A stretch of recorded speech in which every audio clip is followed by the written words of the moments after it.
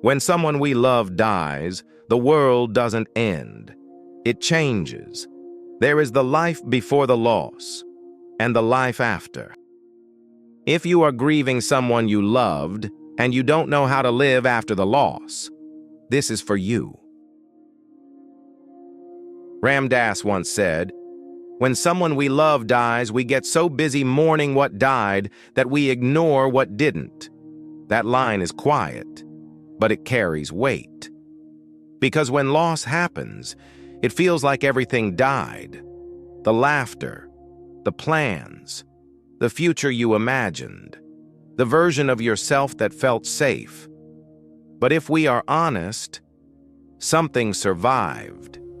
You survived. And not just survived in the sense of breathing.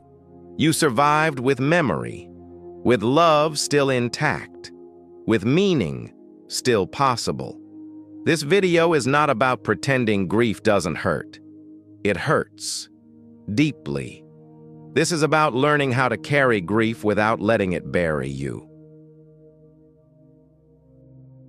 Grief has a strange way of freezing time.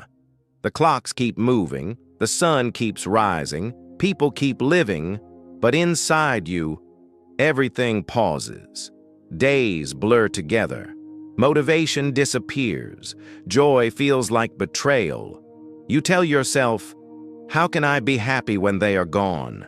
And that question feels noble, loyal, loving.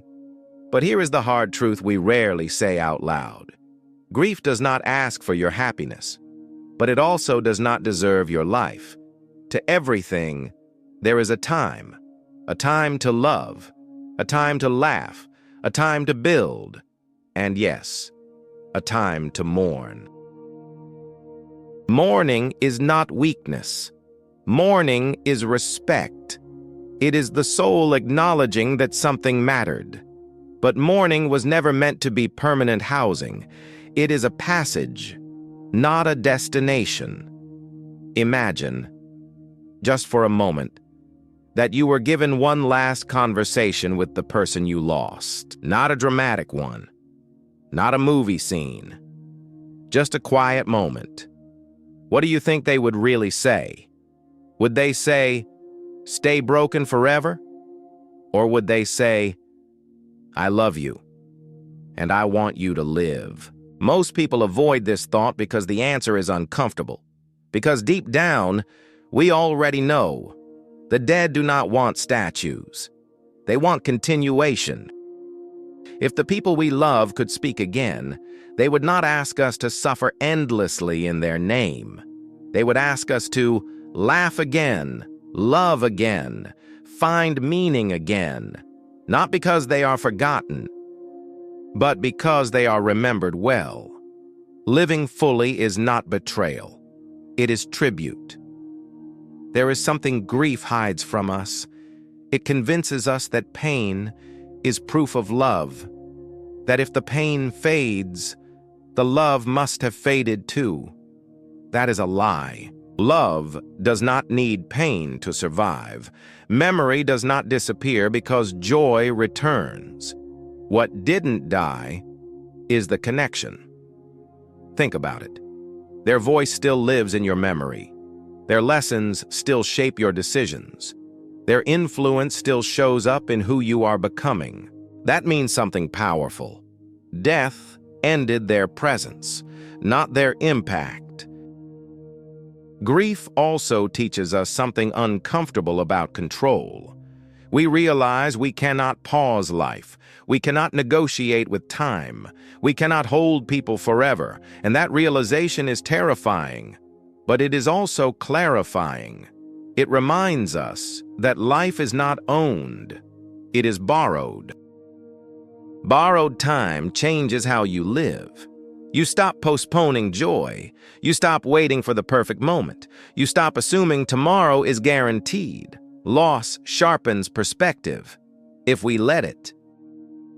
Some people stay stuck in grief because moving forward feels like leaving someone behind. But moving forward is not abandonment. It is carrying them with you into the next chapter. You don't move on from love. You move forward with it. Here is something no one tells you early enough. Healing does not happen all at once. It happens in moments.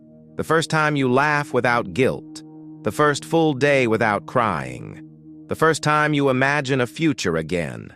Each moment feels small, but together, they rebuild a life. And yes, some days the grief will return. Unexpectedly. A song. A smell. A random memory. That does not mean you are failing. It means you are human. Healing is not linear. It is honest. If you have lost someone dear to you, let this be clear. Your pain is valid. Your sadness makes sense. Your love was real. But this is also true. Your life still matters. Your happiness still counts. Your future is still allowed. This is not a sign to forget. This is a sign to live in a way that would make them proud, to become softer where you were hard, braver where you were afraid, kinder where you were closed. What didn't die is the meaning. What didn't die is the love. What didn't die is the responsibility to live well. If you are watching this and you have been carrying grief alone, this is your reminder. You are not disloyal for choosing happiness. You are not weak for wanting peace. You are not wrong for continuing. You are honoring life. And somewhere, in whatever form belief takes for you, the person you lost is not asking you to stay broken. They are asking you to live slowly, honestly, fully. That is how love continues. Not in mourning forever, but in meaning that survives. Take your time, but do not disappear. There is still life waiting for you, and you are allowed to step into it. And when I say, take your time, I mean that sincerely. Grief is not a race. There is no finish line. There is no version of healing that earns applause. Some wounds do not close neatly. They soften. They scar.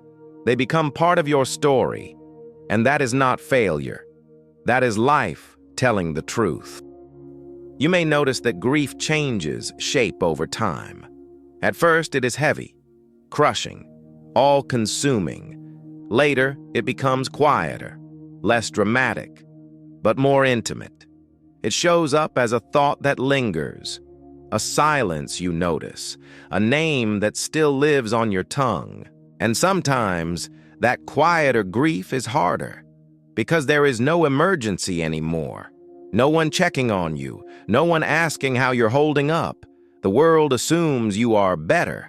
But grief does not run on schedules. It runs on memory. There will be moments when you feel guilty for not thinking about them.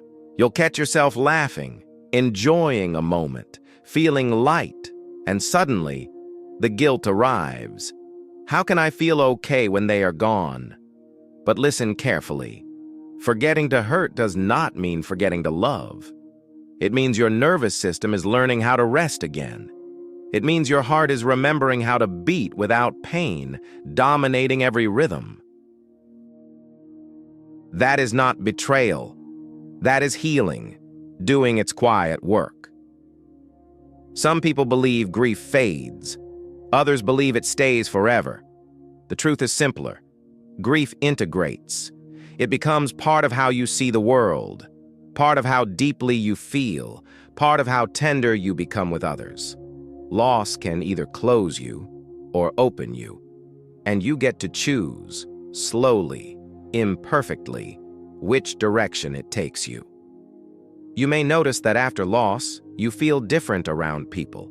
Small talk feels strange. Superficial things feel louder. Certain conversations feel empty. That is not arrogance. That is awareness. Loss strips illusions. It teaches you what matters by showing you what cannot be replaced.